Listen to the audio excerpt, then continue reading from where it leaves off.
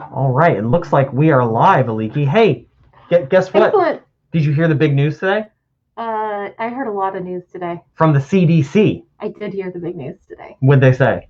Something about masks. I think we can take them off if everyone is vaccinated with both their shots. Yes. And they're indoors. You can take your masks off. It's pretty exciting. You want to do it? Yeah, okay, here we should go. do it because it's getting hot in here. Oh my gosh. Can't believe it. I haven't seen your face. I can breathe again. 15 months, Aliki. This is amazing. Not in real life, at least. Only digitally. Yeah, that's it. It's the only way. Yeah, right. That's not true. We've had coffee a few times. Outside, we did. Yes, Outdoors, we did one time. Safely. Yes. Well, good evening, conservation voters. My name is Jonathan Weber, and I'm the Deputy Director of Florida Conservation Voters. And I am delighted to be with you tonight as we review the 2021 Florida legislative session. Of course, I am joined tonight by FCV's Executive Director, Aliki Moncrief. Aliki?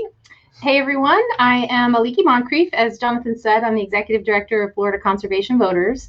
And today we're actually going to be joined virtually, still kind of in the virtual world somewhat, right? We're not totally past that, by our Chispa Florida Program Director, Maria Revelles, and our Democracy for All Program Director, Jalisa Giles. We're also going to be hearing from some of our partners like Thousand Friends of Florida, the Surfrider Foundation of Florida, ACLU of Florida. And, you know, these partners, we're so grateful for them because without them folks like you taking action to protect Florida's land, water, climate, and our democracy, not to mention healthy communities for everyone, we wouldn't be where we are today. Yeah, that's exactly right. And over the last year, our organization, like so many others, has learned to adapt to the new physically distanced virtual world of COVID-19. And despite the challenges, we knew our work had to continue, especially here in Tallahassee. The pandemic did alter basically everything about the 2021 legislative session, presenting serious barriers to in-person lobbying, access to the Capitol, and public participation. FCV and all of our partners, we knew that we had to show up smarter and stronger every single day, and we did. Quick example, I did talk about this earlier on Tuesday. We did host a larger panel with lots of our partners on the Clean Energy for All table, CEFA is what we call it. Mm-hmm. And I did kind of go through a little bit there on what were some of those restrictions were. But just a quick recap is that in-person testimony was severely limited. You had to sign up hours beforehand. They cut you off if you didn't do it within 3 hours, with 3-hour time limit prior.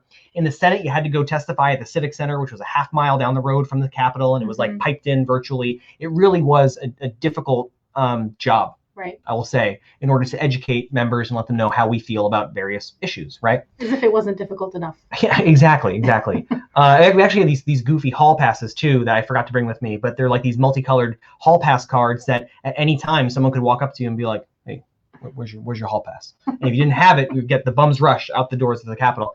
I don't know if that would happen, but you did have to have it. You could not get into committee rooms without the hall pass. So it's kind of remarkable that they allowed you to keep them.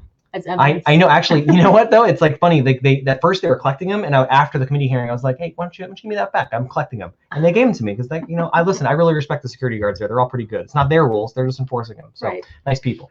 Anyway, it was extremely difficult. But really, here's kind of the kicker, right? There's all these crazy rules. No lobbying, nothing's happening, and despite them, you could see dozens of legislators on any given weeknight, hanging out at Tallahassee bars, yucking it up with lobbyists, and of course, no mask in sight. This is going back to January of this year and February, right here on Adams Street in Tallahassee, really any given weeknight. Right. Everyone's there. So it was an extremely frustrating year, but I am just delighted to be here in person with you tonight. I love it. I feel like I have to readapt. No, you're good. It's fine. It's great. But so let's just go ahead and get started. Yeah. We'll be taking your submitted questions throughout. So thank you to everyone who has already submitted questions using our handy dandy form thing.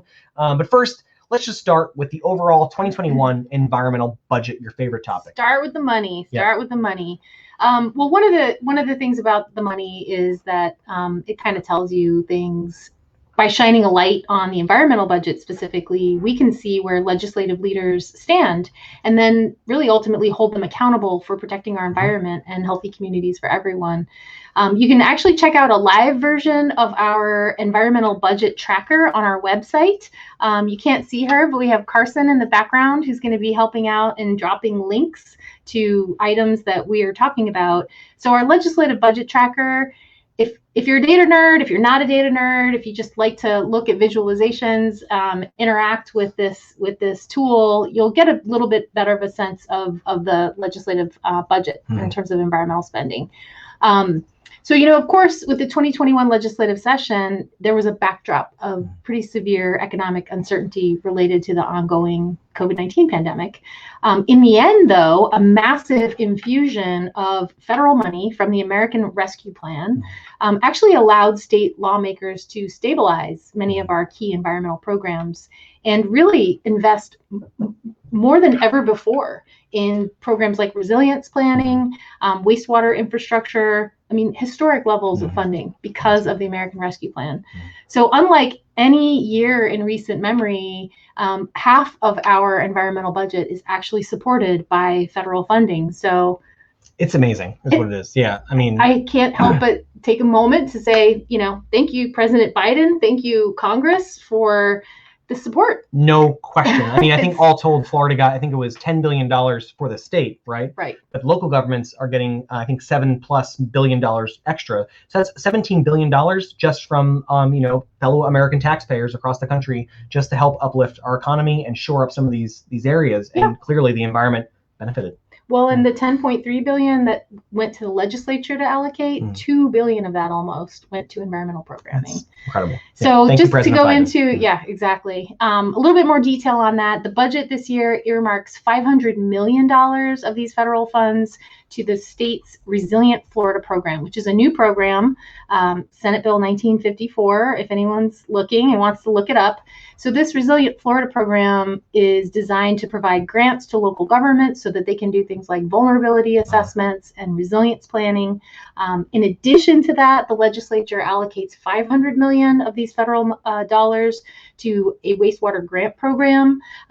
This is a grant program that's really going to be designed to support things like septic to sewer conversion, basically connecting septic systems to central sewer, upgrading facilities to have more advanced wastewater treatment. Yeah, and so one of the amazing things about that in particular is that every year we do hear every single local government in the state basically advocating for more money for exactly this purpose, right? And to see the White House actually in their press release announcing all this funding specifically mention wastewater is just incredible. That here we are now. There's finally a really big pot of money here to draw from to do this work. Though there is, so it's not all. What's the expression, like candy and roses or something? Sure. Yes. I don't know what the expression is. It's unfortunately not all good news. The $500 million for wastewater projects is really wonderful. The $500 million for resilience planning is wonderful. That's for this year. It's a one-time infusion.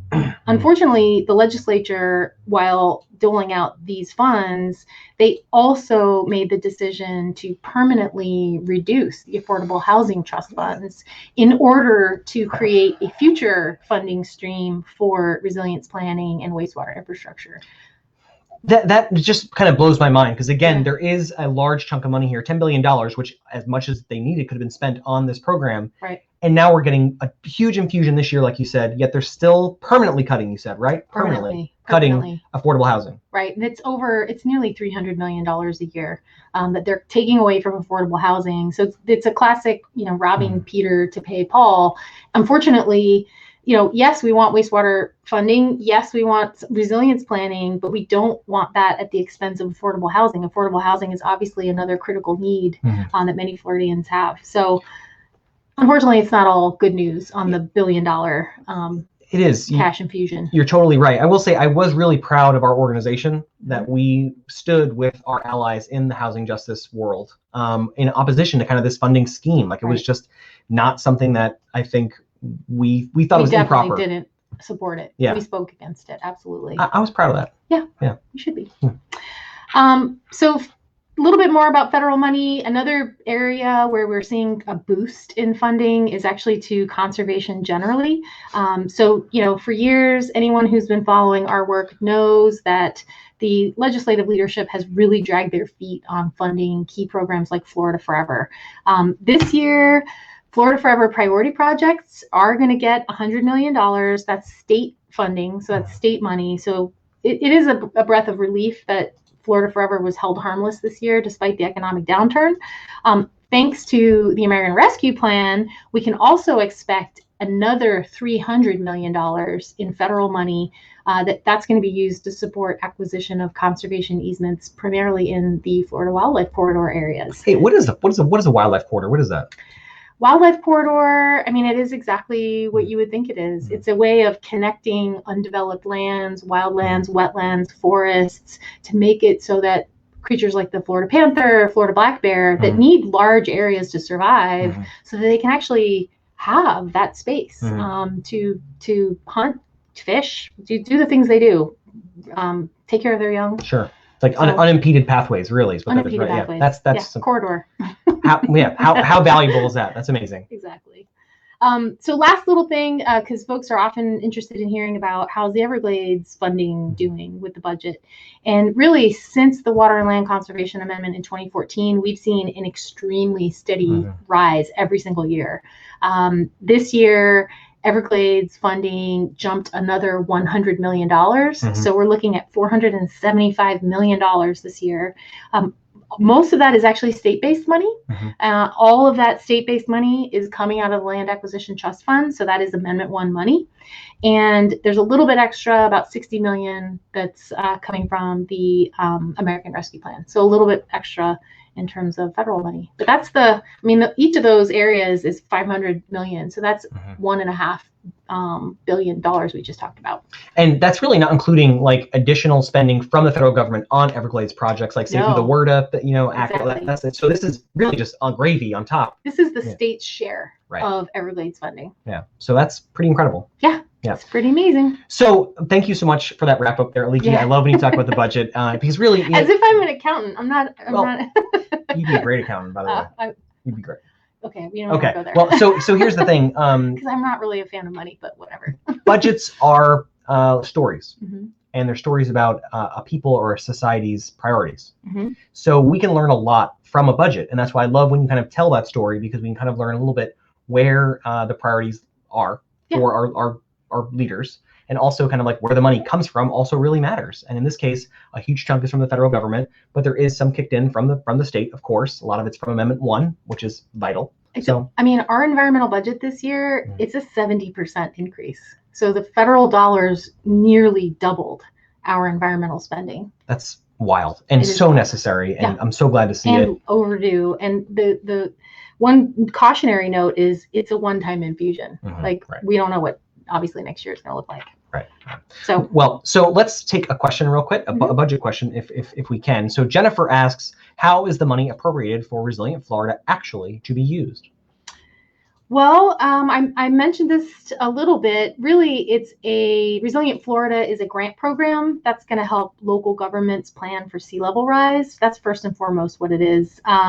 It's also there to fund what's called a comprehensive statewide vulnerability sea level rise data set and assessment. If that's not a lot of words, I don't know what is. That's going to be a statewide data set that scientists, local governments can use. Third, it also mandates that the Department of Environmental Protection create a statewide flooding and sea level rise resiliency plan. It's about $100 million for local flooding and sea level projects, and another $12 million or so in grants to local programs. Here's the thing. We could have an entire webinar, and I don't think I have a copy close to me. I wish I had a copy to weigh around, but we could have a whole webinar on what actually is resilience and what isn't resilience. We covered it in this year's briefing book that we worked on with over 20 different partners, many of whom do this work day in, day out with communities. So I would encourage everybody, and Carson's going to drop a link here, to go and check out our briefing book to read a little bit more on resilience. Because to make a long story short, we have a little bit of a different conception of what it means to make communities resilient than the Resilient Florida program does. Yeah, you're exactly right. And so unfortunately, kind of without any plan or investment or strategy to reduce Florida's reliance on dirty fossil fuels and address the other impacts of climate change, like rising temperatures, Resilient Florida is a job left irresponsibly unfinished. a lot of this work that we're seeing happen this year, like the data set that we talked about, that's necessary. We need that to happen. We needed it to happen 10 years ago. That's what I was going to say. Yeah, or even 20 years ago, right? I mean, like with sea level rise, there could have been a really strong study happening since we really started figuring this out about 25 years ago. So yes, I'm glad that it's happening, a little late, but unfortunately, without that companion piece, the other side of the coin, which is necessary, it's the reduction of fossil fuel emissions, unfinished. So hopefully next year we will be seeing some movement in that regard. But so despite significant impacts in addressing the impacts of climate change, the Florida legislature did fail to do anything about greenhouse gas emissions and went as far as to make it actually harder for our local governments to now do anything to act on climate. So one of the key issues that we worked on this session was energy preemption at the local level. Again, on Tuesday of this week, we did host a large panel that specifically focused on climate and clean energy bills. And Carson, our wonderful communications manager, will post the link to that full presentation if you really want to get in depth on some of these issues. But the big one right now is House Bill 919, which is Preemption on Restriction of Utility Services by Senator Travis Hudson and Representative Josie Tomkow. Anyone who follows FCV's Facebook page has probably heard us talk about this unbelievably over the past, 2.5 months it's been now. So what this bill does is that it prohibits municipalities, so like your local city, from restricting or prohibiting any fuel source that a utility or fuel provider may want to use or sell. So if you're trying to reduce our reliance on, say, gas-powered electricity, local governments can no longer say, you cannot provide us that type of electricity. We only want clean energy electricity, which is going to make it really hard. So the thing I've been saying is that right now we're seeing no leadership at the state level on reducing greenhouse gas emissions. And what they're saying with this bill is no leadership allowed at the local level. Which is where all the leadership's been happening in Florida. I mean, that's where all the 100% clean energy efforts have been happening, is at the city level, at the regional level. So it's really kind of a devastating move to level the playing field. You know, solar, all these clean energy solutions are becoming cheaper and cheaper and are totally competitive with the fossil fuel, their fossil fuel competitors. And you know, the irony is, you know, the legislature leadership in particular is always talking about how, well, we don't want to pick winners and losers. Well, that's exactly what they're doing here. They're actually choosing the loser, which is fossil fuel, and they're making sure that the loser still can win. And it's not like, well, it's going even farther. I don't want to take us too off track here, but it's not it can be a whole nother webinar, as we said. It's not even a free market to begin with. I mean, these are monopoly utilities. Then we have no say really on who or how powers our homes or what they use. We don't have that say. So anyway, but listen, don't fret too much. Not yet. Okay, we're still hope. Check my heart rate. I know. Okay. There's still hope, and the hope is that we are asking Governor DeSantis to veto House Bill 919, and we need your help if you are watching. We'll be dropping the link to our action portal. I think Carson just did. Check it out. It's in the comments, and by just taking 1 minute of your time, you can join thousands of people from across Florida who have already opposed these bad bills. It only takes one click, but it could make a lifetime of difference. So please take action. Just takes a second. Absolutely. So speaking of taking action, conservation voters, like everyone watching, you have opposed the MCOR's toll roads program, which was the highway bill that came up a couple years ago. This was certainly one of the hottest issues of the year at the Capitol, and even going back for 2 years. It's just, we hear so much about it, rightly so. So to tell us more about what happened with the toll roads this legislative session, let's hear from our good friend, 1000 Friends of Florida President Paul Owens. Paul. I'm Paul Owens, President of 1000 Friends of Florida. We've been advocating for environmentally and fiscally sustainable development since our founding in 1986. 2 years ago, we fought hard during the legislative session against the passage of the MCOR's bill, which authorized construction of a 330-mile network of 3 new toll roads through some of the last best natural lands in Florida. After the bill became law, 1000 Friends representatives accepted appointments to the citizen task forces for each of the proposed roads. We did all we could in those positions to minimize the damage the toll roads would inflict on sensitive natural resources and vulnerable rural communities in the 3 corridors.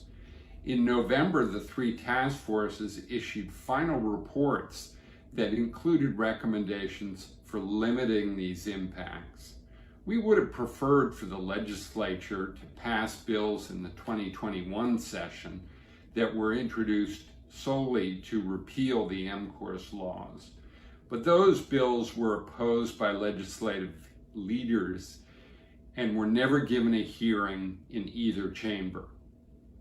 Instead, legislators passed another bill, SB 100, to repeal the MCORS law, but redirect its funding to another less extensive highway construction plan.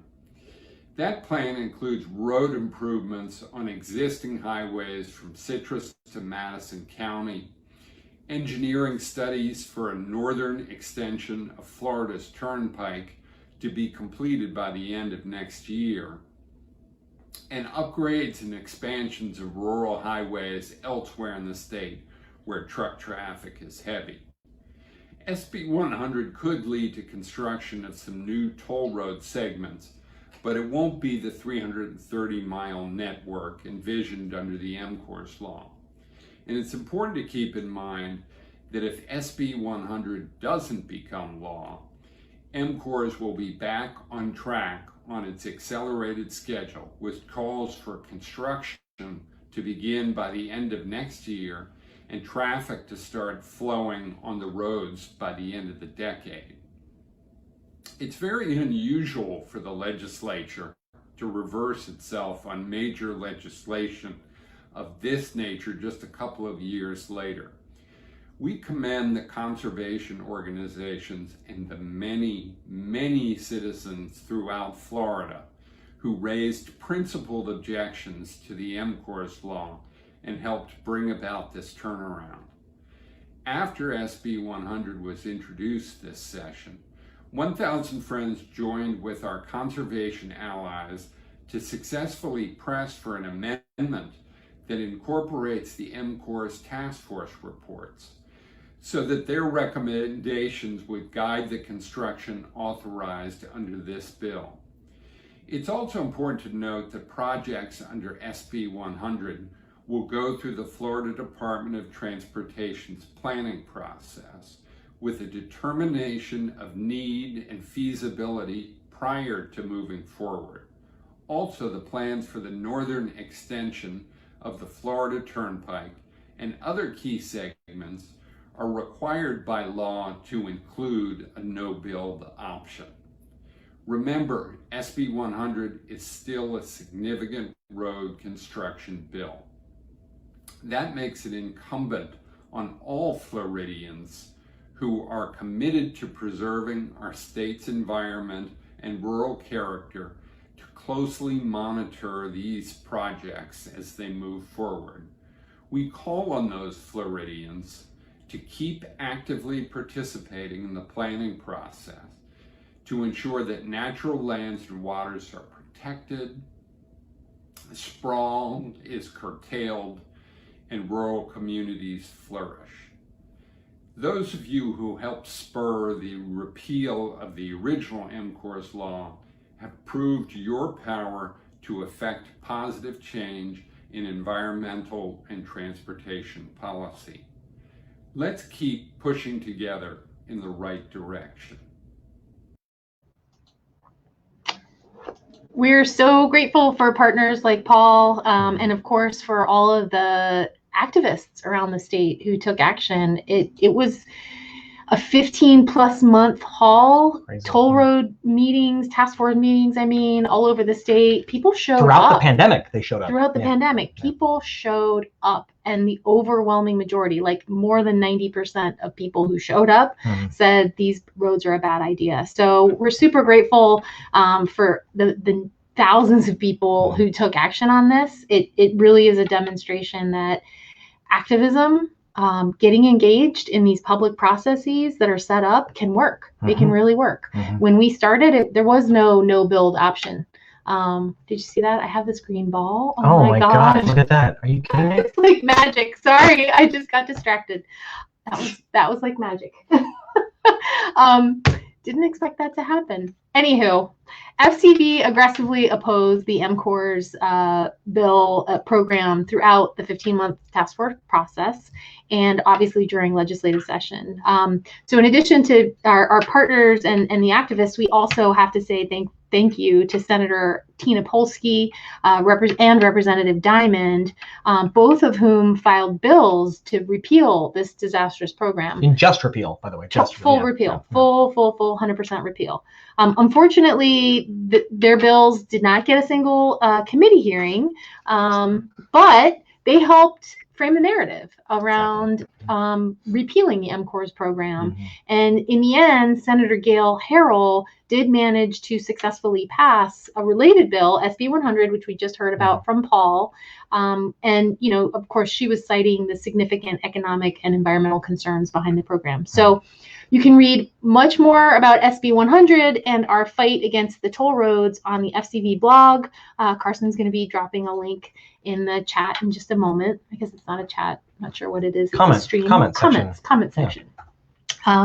So as I mentioned earlier too, the Florida Forever Priority List program or projects are going to receive $100 million in state funding. There's that additional $300 million bump in federal funds for wildlife corridor acquisitions. And of course, we're going to be building on the momentum from this funding to advocate for full and consistent state funding for Florida Forever and $300 million at a level of $300 million annually. Exactly. And so as conservation voters know, our lands and our waters are connected. This year's water legislation was mainly characterized by what did not happen. Very few good proactive water bills passed this legislative session, and it is what it is. But first up, we'll talk about tackling toxic blue-green algae was a campaign promise of Governor Ron DeSantis. Let's not forget the November after he was elected was that terrible summer of slime in 2018 when both coasts and the Panhandle, by the way, summer before he was elected. Yeah, 2018. Going into November. Yeah. So it was when there was blue-green algae on both coasts and red tide found on the Atlantic, Gulf, and Panhandle beaches, which was just a nightmare. I'm sure everyone remembers how terrible that was. That guacamole water waves everyone talks about. That was shockingly bad, and honestly, this year might be. I know it could be bad, but I didn't want to get there. So anyway, Governor Ron DeSantis had a huge campaign promise. I'm going to take care of this water, right? Right. However, despite creating his high-profile blue-green algae task force, the legislature has decided to take no substantive action in 2021 to address the growing ecological and human health crisis. I do want to say a huge thank you to Senator Linda Stewart and Representative Joy Goff-Marcil, both endorsed FCV candidates, by the way. So thank you to them for sponsoring Senate Bill 1552 and House Bill 1225. This bill aimed to implement the recommendations of that blue-green algae task force. Sadly, the bill was watered down a little bit, and then it was only heard in one committee in the House, and it never made it to the floor of either chamber. Sorry, you going to say something? No, I was just gonna say that it's kind of unbelievable. You know, there was a lot of hype about creating this task force. There was a lot of hype around finding the solutions, which, by the way, we've known about for 10, 20, 30 years. Like, there's nothing that the task force, there are no recommendations that the task force made that scientists have not been calling for already. Right. And so it's kind of mind-blowing that in this moment, there wouldn't be legislation to say, okay, we rallied everyone, we pulled the task force together, they made recommendations, now let's put them into law. But that didn't happen, as you said. Yeah, it's kind of sad and disturbing that we have to do this every single year, and when we know the answer. But okay, so for the second year in a row, Senator Janet Cruz from Tampa, she sponsored a bill to protect drinking water in schools by installing inexpensive filters to remove lead, which is, of course, a potent neurotoxin. Leadership in the House and Senate, or the Senate, refused to allow this bill to get a hearing in even a single committee. Similarly, leadership blocked a bill, SB 652, by Senator Annette Taddeo from Miami, that would place a tax on bottled water companies in exchange for taking Florida spring water for corporate profit. So it's really, this year's about what didn't happen in water. When it comes to water, it's all about what didn't happen. And like you said, it's not about like, we don't know what to do. We know exactly what to do. Right. But what's lacking is not science. It's certainly not money. We have lots of money this year. What's lacking is political will. Right. And that rests squarely on the feet of Speaker Sprowls, President Simpson, and Governor DeSantis. I mean, I don't know what else to say about that. That's all you pretty much can say about it. And, as our population's growing, our water quality challenges are growing. As you've said, it was just the story of this legislative session and the waterfront is a story of failure to really implement aggressive water conservation, pollution control measures. And, the fact that a bill designed to take lead out of the water in our school systems didn't move.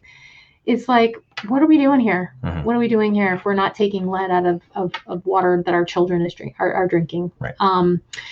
Instead of this, proactively having a water agenda, the legislature really has pushed for alternative methods of disposing of wastewater, things like expanding reclaimed water use, aquifer storage and recovery, deep well injection. These are techniques that are actually being fast-tracked for the purpose of creating more water for new development, and all it's doing is really shifting the pollution around. It's that game, game, right? Yeah, it's a shell game. Right. There you go. It's moving. It's taking it from surface waters, but injecting it into our underground water resources, which is where we mostly get our drinking water from in Florida. So on the subject, though, I don't want to end the water section without highlighting what really was an incredible victory. And so next we'll hear from Surfrider Foundations. Actually, it wasn't. It's not a victory. Oh, yeah, no. I take it back. No. It felt like it almost was a victory. It was That's almost why a I had victory. it in my head. Snatched away from us. It was victory. Exactly. It was snatched away from us. It was. Oh God. Sorry. Not a victory, but an incredible story of people mobilizing to come up to Tallahassee and to fight for their local community. So Surfrider Foundation's Executive Director, Holly Parker Curry, we're going to hear from her, and she's going to tell us all about this key battle in the legislature this year, the Seaports Preemption Battle. Hi, my name is Holly Parker Curry. I'm the Florida Policy Manager for the Surfrider Foundation, and I'm going to give a brief update on the statewide preemption of seaport regulations. So this story actually begins with COVID. When cruise ships stopped running, the folks in Key West noticed dramatic water quality improvements. Fishing guides, dive captains, charter boat folks all said they hadn't seen water quality like this in decades. And so there was a movement locally to restrict the size and capacity of cruise ships that utilized their local port.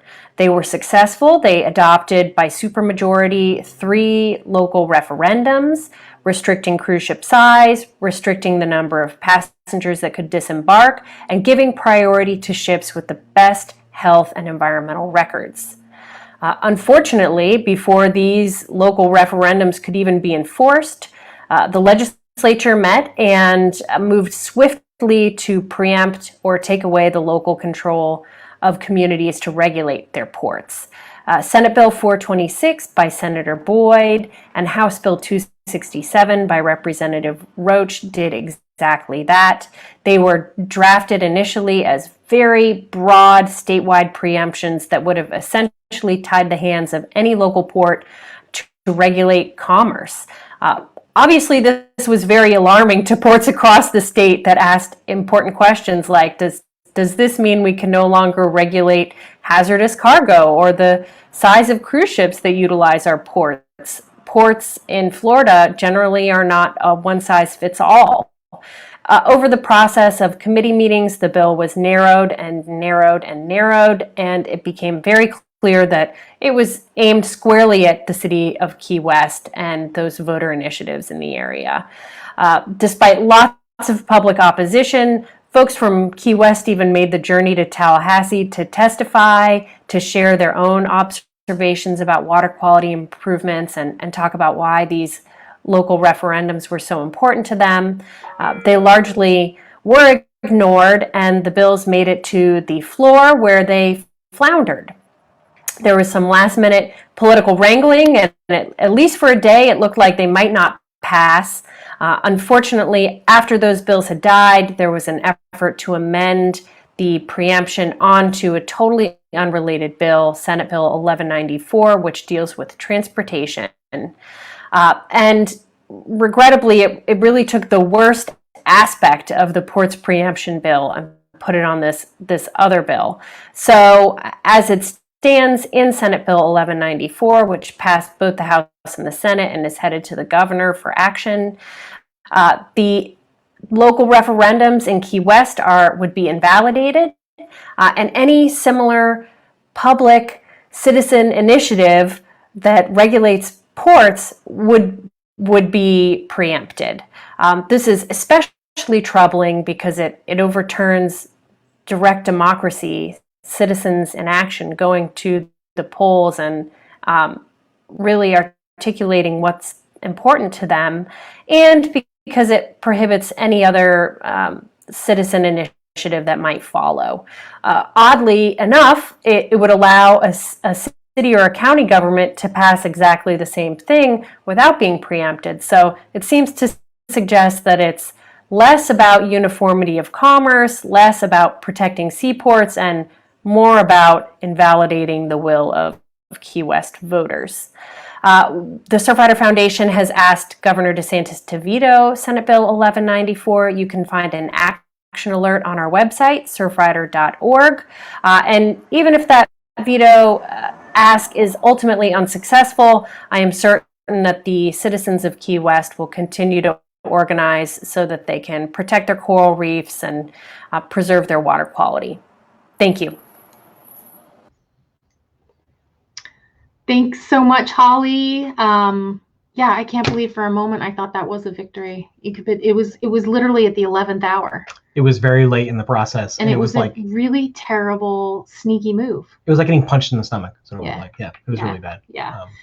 Well, we can't say it enough. Our environment and our democracy are connected.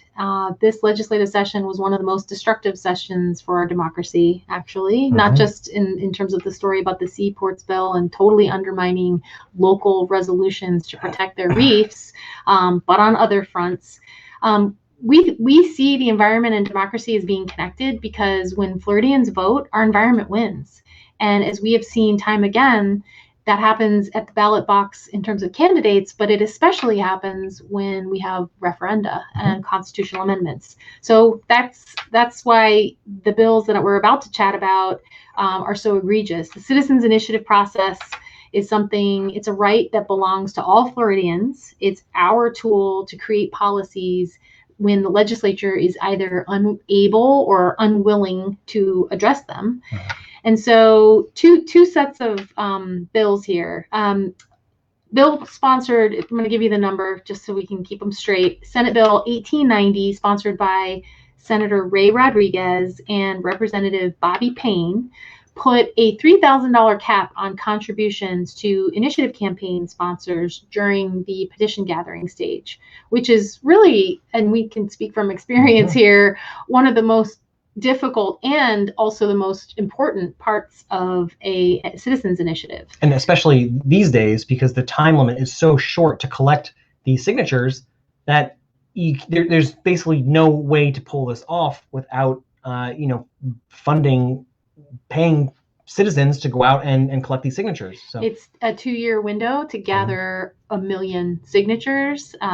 It's an incredibly arduous process. It's one of the most difficult in the entire country.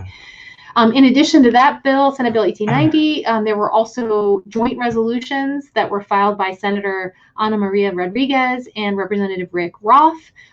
What those resolutions would do would basically pose a question to voters on the 2022 ballot that would increase the threshold for the approval of citizens initiatives from a 60% threshold up to a 66 2/3% threshold. Keep in mind, it used to be 50. So they're inching it up. Ironically, the resolution would actually have it so that it only needed 60% to pass. Which is just the epitome of irony. So SCV worked to oppose each of these bills. Unfortunately, 1890, the $3,000 contribution cap on citizens initiative contributions passed both chambers. That's on its way to the governor. Many legal scholars have already weighed in and said they think this bill is unconstitutional. It's a limit on free speech. Citizens United says money is speech. So there's likely to be more on this story to come. Good news is that the resolution that would have upped the threshold actually failed to reach a final floor vote. We're probably going to see it again, and some other crazy schemes to make the citizens initiative harder next year. Every year they come back. And, we saw it last year too. Remember, it was the same bill as last year, so it's probably coming back. It's probably coming back. No matter what happens, we're obviously the FCV team's obviously going to be ready to defend our democracy. That's all it takes. So on the subject of democracy, I'm really excited to introduce the first time, I think, for our members, our civic engagement director, who's leading up FCV's Democracy for All program. She has an amazing team in South Florida who've joined FCV and are going to be focusing on voter registration, voter education, and doing advocacy around redistricting, which is happening this year. So take it away, Jalisa. Hello, conservation voters. My name is Jalisa Giles, and I am the Civic Engagement Director for Democracy for All Florida. A healthy democratic republic demands maximum engagement from residents, whether at the ballot box, in protests, or at the legislature. We all have a higher quality of life when the people of Florida actively participate in the political process. Florida conservation voters will always speak up against bills that erode or diminish our right to make our voices heard. And sadly, we had our hands full this legislative session. The right to assembly and petition our government is essential to the American experience and is a right guaranteed to people by the United States Constitution. Like the right to vote, protest is one of the tools Americans have always used to create positive change in our country. In response to the peaceful Black Lives Matter movement, Governor DeSantis proposed a sweeping legislative package to censor free speech and criminalize protests. The bill, also known as HB 1, worsens racial and social inequities, encourages violent vigilante justice, and threatens the safety of Floridians who choose to exercise their First Amendment rights. FCV was proud to join our social and economic justice partners in public opposition to this bill.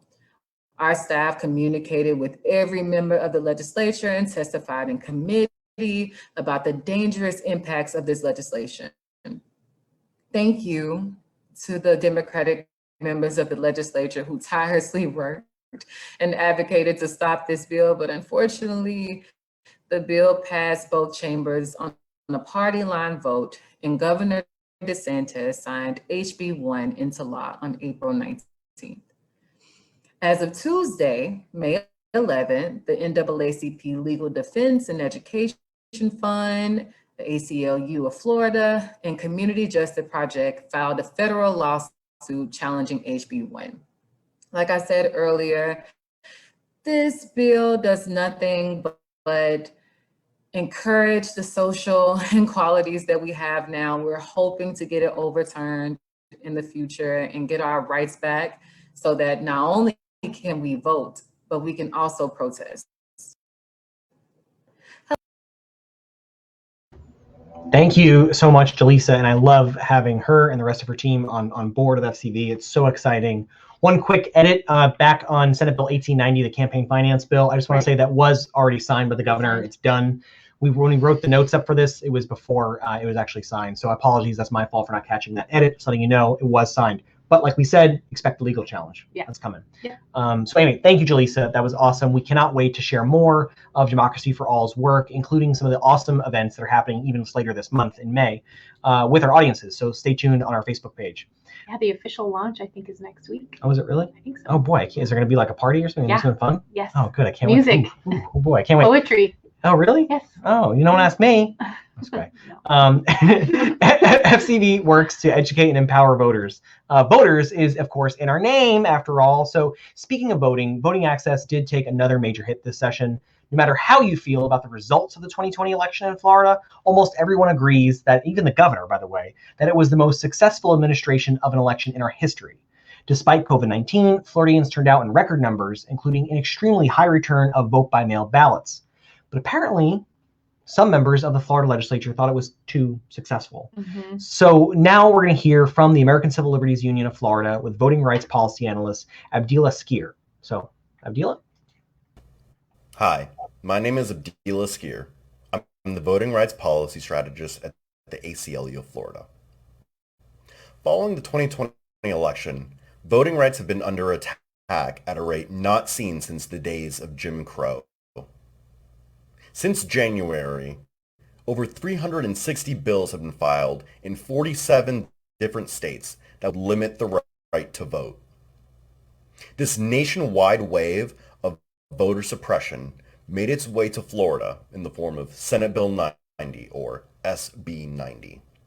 Now, Florida had a relatively seamless election, and Governor DeSantis admitted as much when at a press conference he said that, quote, Florida had the smoothest, most successful election of any state in the country.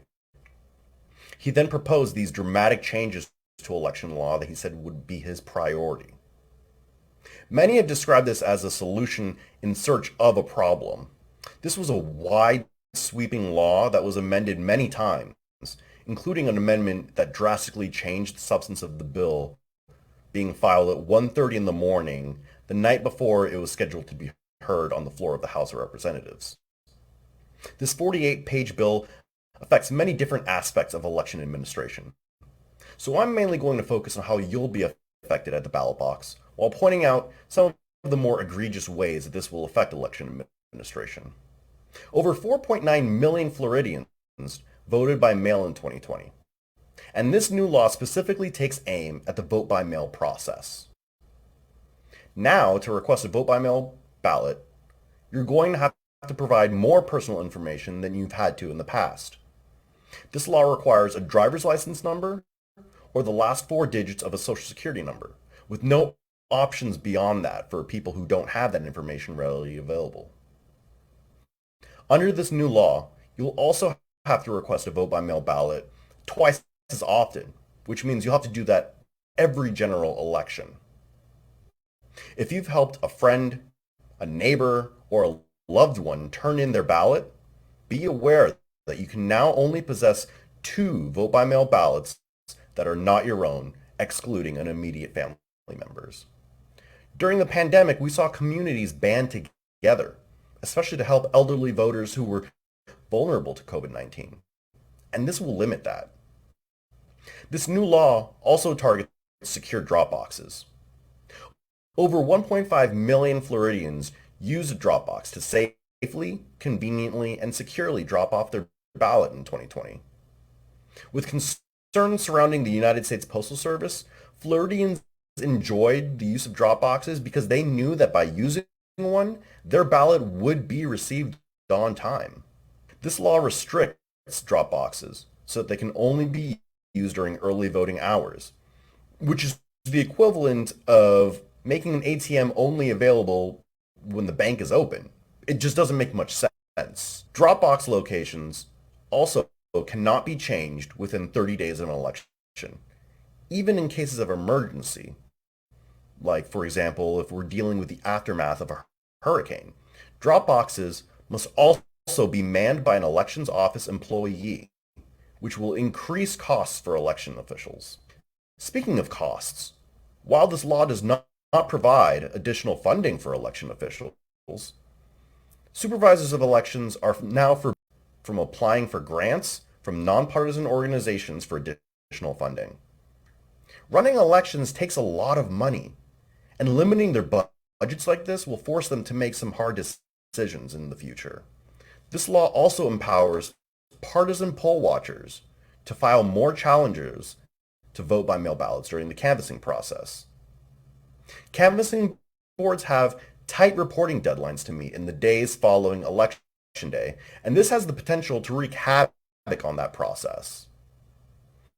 Lastly, like the law recently passed in Georgia, volunteers are now banned from providing food, water, or a chair to sit down to anyone waiting in line within 150 feet of a polling place or a drop box. It's worth noting that throughout this process, our state supervisors of elections opposed this law.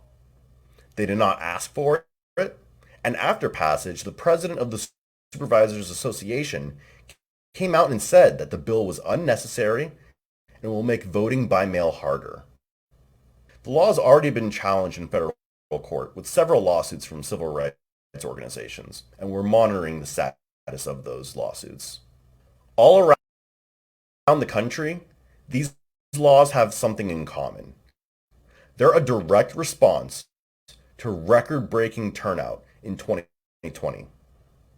These laws historically have a disproportionate impact on Black voters, Latino voters, elderly voters, low-income voters, and voters with disabilities. Voting is the cornerstone of our democracy. It's the foundation that all of our civil liberties lie on. Any and all attempts to make it harder to vote need to be called out for what they are: an assault on our freedom itself.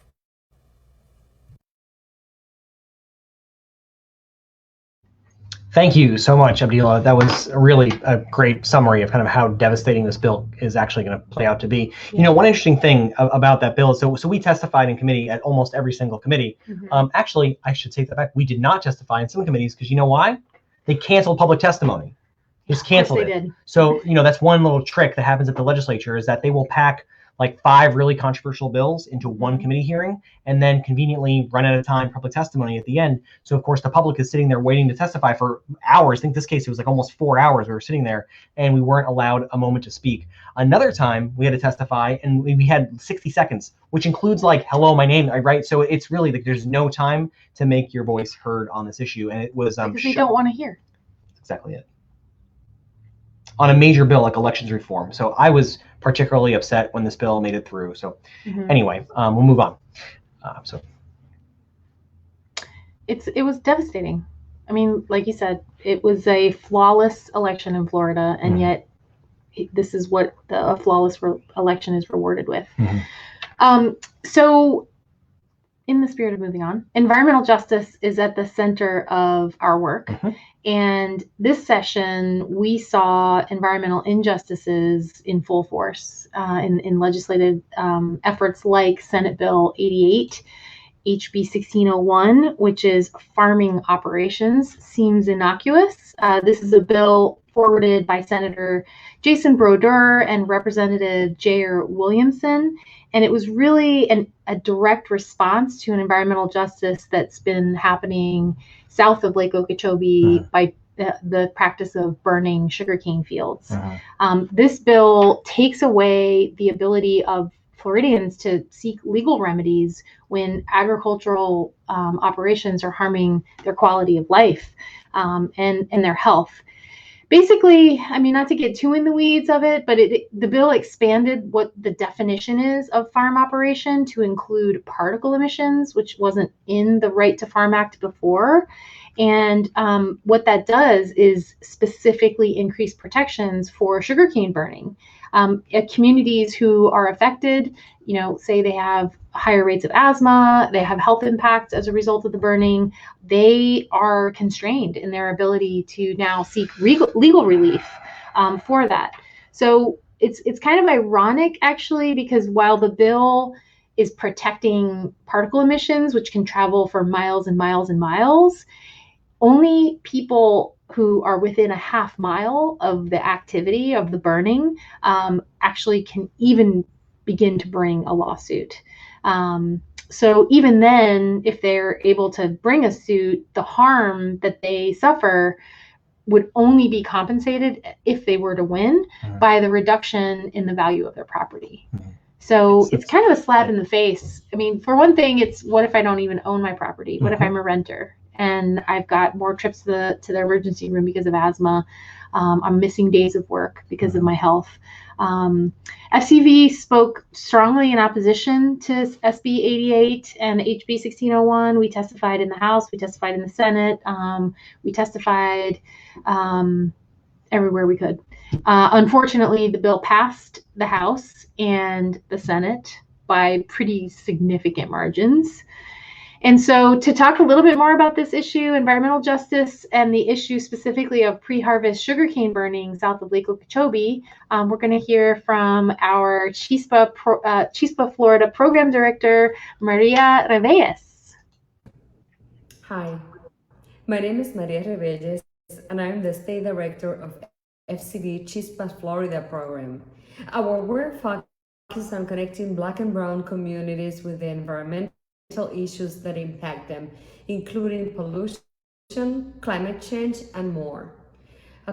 According to the U.S. Environmental Protection Agency, environmental justice is the fair treatment and meaningful involvement of all people, regardless race, color, national origin, or income, with respect to the development, implementation, and enforcement of environmental laws, regulations, and policies.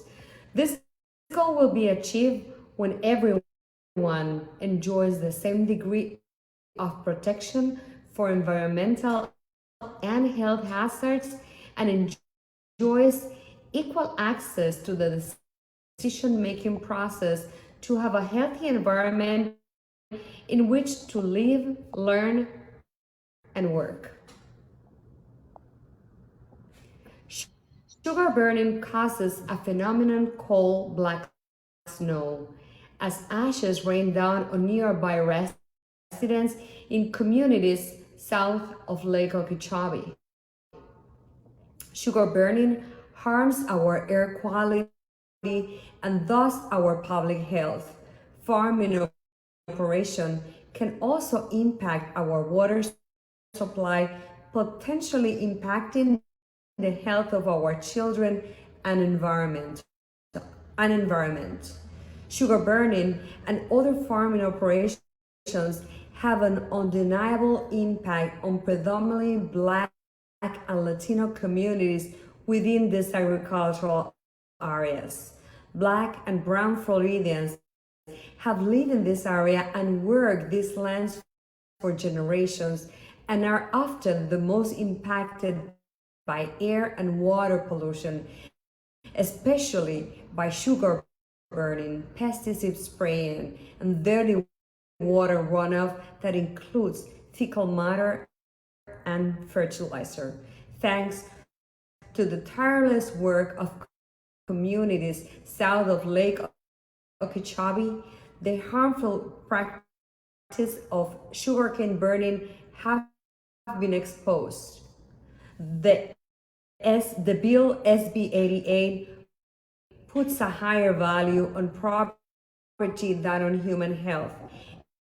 FCB's Chispa, Florida program is committed to increase our member education efforts of environmental justice in the coming years. Thank you so much, Maria. And as you can see, we have been pretty busy this legislative session, even despite all the things going on at the Capitol with the COVID-19 regulations.